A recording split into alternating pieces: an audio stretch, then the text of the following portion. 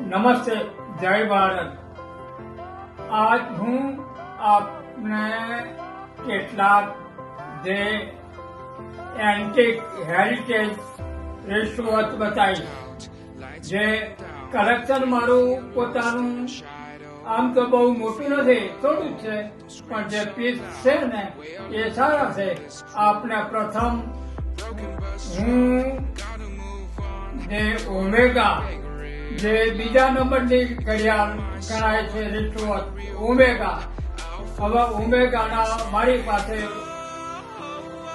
6 piece છે, એ આપને બતાવીશ. ઓમેગાની ખાસિયત શું છે કે ઓમેગા ઘડિયાળ છે ને,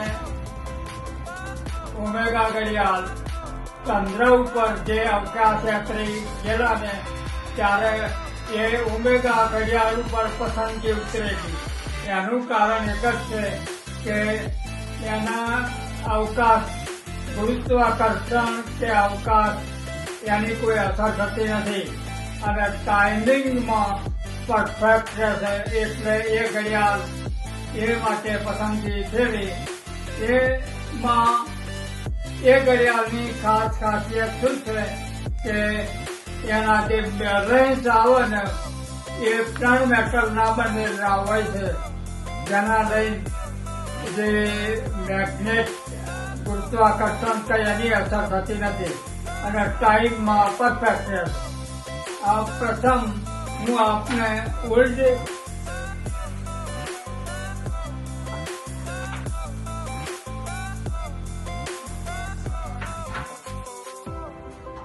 આ તો બીજા આવ્યા.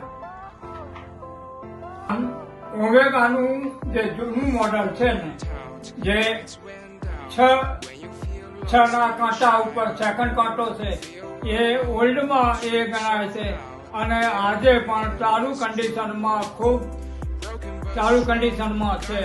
એ આ પ્રથમ પીસ છે. પછી બીજા નંબરનો પીસ આ રિસોર્ટ ગોલ્ડ પ્લેટેડ આ જે છે એને પણ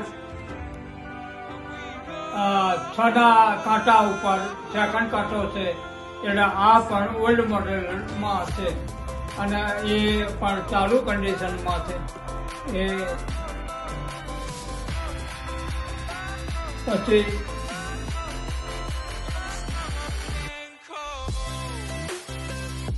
બીજું આ થોડું આ ચાલુ આ પણ ઓમેગાનું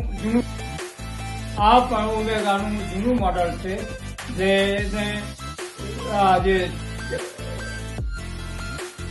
એને પણ 6 ઉપર સેકન્ડ કાંટો છે, 6 ના ઉપર એનો સેકન્ડ કાંટો છે, પણ એ કાંટો અત્યારે હાલમાં નીકળી ગયેલો છે, એટલે આ ઘડિયાળ પણ ચાલુ કન્ડિશનમાં છે.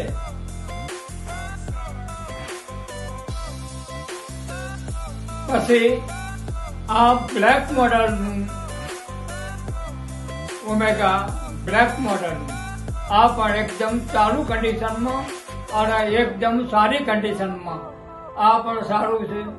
એ પણ સેકન્ડ કાંટો છે ને એ 6 ઉપર છે, એટલે આ જે 6 જૂના મોડલોમાં લગભગ 6 ના કાંટા ઉપર સેકન્ડ કાંટા હતા, એ એનું આ પ્રમાણ છે. પછી આ લેડીઝ ગોલ્ડ પ્લેટેડ છે, એ પણ ચાલુ કન્ડિશનમાં ગોલ્ડ પ્લેટેડ છે. ગોલ્ડ પ્લેટેડ આ પણ ચાલુ કન્ડિશનમાં છે, એકદમ સારો પીસ છે. Ladies gold plated.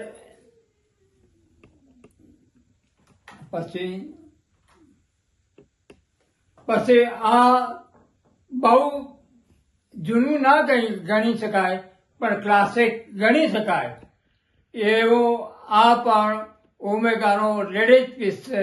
એ પણ ચાલુ કન્ડિશનમાં છે. એ બહુ એન્ટિક નથી પણ ક્લાસિક છે એ તો ચોક્કસ. આ તમને જે મારી પાસે જે 6 ઘડિયાળો ઓમેગાના છે ને એ કમ્પ્લેટ બધા ચાલુ કન્ડિશનમાં છે. પછી આપણે હું ઓમેગા કંપનીના ખિસ્સા ઘડિયાળ બતાવું. ઓમેગા કંપનીના એ પણ ચાલુ કન્ડિશનમાં. આ ચાંદીનું કેસ છે ઓમેગાનું, અને ચાલુ કન્ડિશનમાં ઓમેગાનું ખિસ્સા ઘડિયાળ પોકેટ વોચ. આ પણ એકદમ સારો અને ક્લાસિક પીસ અને હેરિટેજ પીસ છે, જેને 6 ઉપર અને સેકન્ડ કોટો છે. એની ખાસ ખૂબી આજે પણ પરફેક્ટ ટાઈમ આપે છે. પછી બીજો પીસ છે ને, આ પણ ઓમેગા છે. આ પણ ઓમેગા, એ પણ ક્લાસિક અને હેરિટેજ છે, અને ચાલુ કન્ડિશનમાં આજે પણ એકદમ.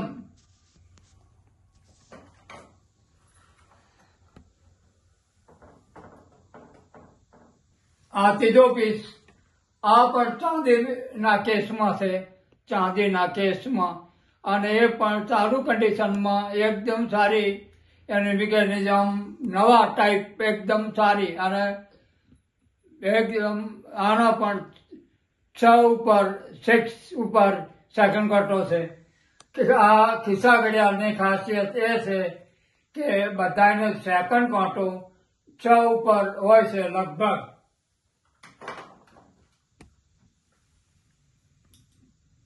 આ પણ ઓમેગાનો પીસ છે, ઓમેગાનું. આ પણ ચાલુ કન્ડિશનમાં એકદમ સારો પીસ, અને 6 ઉપર આને કાંટો છે. આ પણ ચાલુ કન્ડિશનમાં છે. એટલે આમ આના 1 2 3 4 5 પીસ ખિસ્સા ઘડિયાળના છે.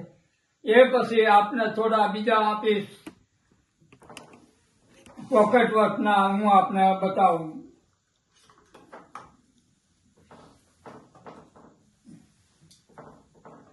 આ જે વર્લ્ડ ફેમસ જેને કહેવાય ને વોલ્ટહામ, વોલ્ટહામ, એ ઘડિયાળની ખાસિયત શું છે?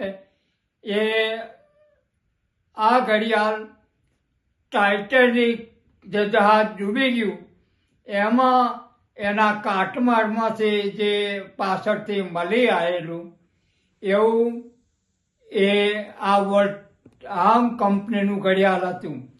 એટલે એ ઘડિયાળ પણ સારા યુરોપિયન, અમેરિકા અને ઇંગ્લેન્ડના જે સારા માણસો પાસે એ ઘડિયાળ હતા, ટાઈમમાં પરફેક્ટ. આ ઘડિયાળ પણ ચાલુ કન્ડિશનમાં છે, અને એ પણ વોલ્ટહામનું છે. આ એક વોલ્ટહામના આ પણ વોલ્ટહામનું આ ઘડિયાળ છે. આ પણ સારી ચાલુ કન્ડિશનમાં, આને પણ 6 ઉપર 6 ઉપર સેકન્ડ કટો છે, પણ એ અવેલેબલ નથી, 6 નથી. પછી બીજા પીસ છે ને એ આપને બતાવું.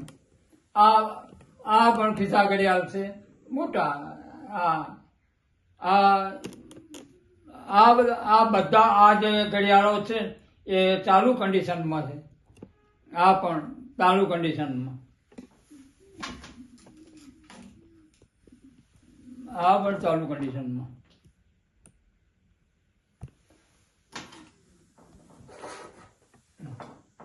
આ પણ ચાલુ કન્ડિશનમાં છે.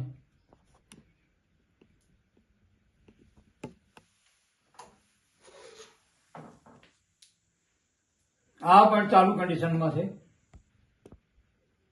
આનું આ જે કેસ છે એ ચાંદીનું છે. આનું કેસ ચાંદીનું છે. પછી આ વોલ્ટહામનું ગોલ્ડ પ્લેટેડમાં બતાવી દો. વોલ્ટહામનું એક બાદ પતી ગયું.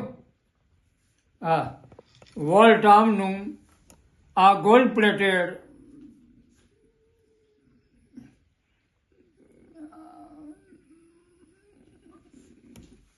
એની સુખડની બોક્સમાં છે, સુખડની બોક્સમાં, અને એકદમ સારી કન્ડિશનમાં છે. ચાવી મૂકી છે તાળી પણ છે